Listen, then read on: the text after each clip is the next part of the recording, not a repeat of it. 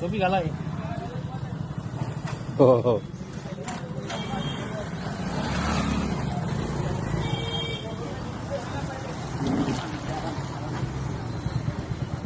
तर दरवर्षीप्रमाणे आपण राष्ट्रसंत तुकडोजी महाराजाची मोठ्या उत्साहात करत असतो पुण्यस्त्रीची. पण मला सांगा 8-10 वर्ष झाली पिकले का शेती? विधवा होऊन राहिल्या बाया, आत्महत्या करू राहिला पतीन. किती खराब आहे या शेतकऱ्याची परिस्थिती. कशा कशा बिमाऱ्या निघाल्या त्याची माणसाला लागून राहिली भीती. इकडे डॉक्टर म्हणते खा पालक मेथी. नदीले पूर नाही येऊन राहिला, भेटते का तुम्हाला त्याचा रेती? आणि खेड्या पाळ्यात गावाचं कुठे चालू आहे महाभारत रामायण पोटी. डोळ्यानं तरी दिसते का तुम्हाला आता गळीची पांढरी माती? सर्व विसरले तुम्ही नाती गोती, फक्त मोबाईल राहिला तुमच्या हाती. राष्ट्रसंत तुकडोजी महाराजांना ग्रामगीता दिली होती तुमच्या हाती. ध्यान प्रार्थना करता रात्री, तरच होईल या गावाची उन्नती. तरच होईल या गावाची उन्नती. तुम्ही सकाळी उठले की न्यूजपेपर वाचा, लोकमत देशोन्नती.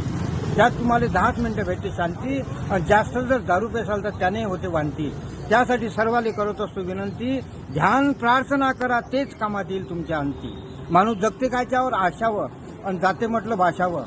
तुम्ही लोक नेता हाशावर, आज शेतकरी चढून राहिले फाशावर. मी म्हणतो बायका लेकर ठेवता कोणाच्या भरोशावर? त्यासाठी म्हटलं साव द्या मिशावर, आणि पहिला हक्क आहे तुमचा या देशावर. पण चढू नका त्या फाशावर. ज्याच्या भरोशावर आहे वाजा गाजा, तो आहे बळीराजा. हवा पाणी कळकळता दिजा, तरी भाजीपाला घेऊन येते ताजा ताजा. तो म्हणते कृषीप्रधान देश आहे माझा. पण आज काही लोकांनी राहिल्याने लाजात ते खाऊन राहिले पिझ्झा. जय गुरु.